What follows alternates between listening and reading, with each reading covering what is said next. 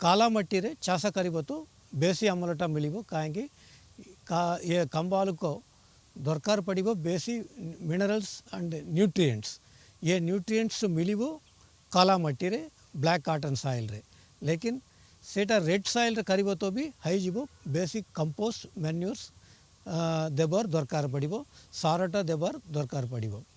खंब आलूर चाहिदा ओडिशा रे विशेष भाव में परिलक्षित होता है।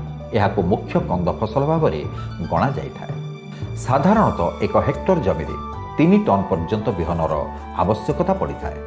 200 ग्राम खंब आलू खंड को बिहन रूपे व्यवहार कर बिहन विशोधन पर माँ कंदरू काटी सारिया पर 1 किलोग्राम गोबर को एक पात्र में नियाजाए।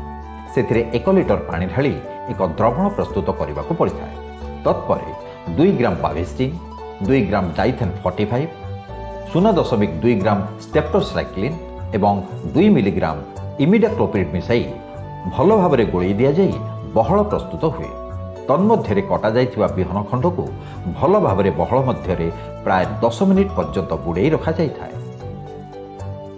परे काढ़ी आनी कौन सी एक छाई जगार 2 ରୁ 3 दिन पर्यंत सुखाई रखी दि जाए।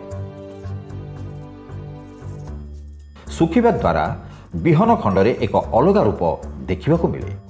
कटा अंश गुड़िकर गोबर बहल लगी एक मोटा आवरण सृष्टि हुए। यह आवरण हेबा द्वारा जलीय अंश सहजरे बाष्पीभूत हुए ना।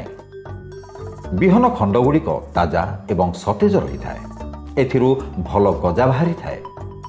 एहापरे मंजी विशोधन हिसाब से किछि मात्रा रे फिंपीनाशक बा किछि कवकनाशक किछि जीवाणुनाशक आउ किछि कीटनाशक को मिसई जदि प्रयोग करा जाए तेबे परवर्ती समय रे खंब आलू चाष पई कौनसी रोगपोकर भय न थाए। सेथिपई बिहन विशोधनर आवश्यकता निहाती थाए।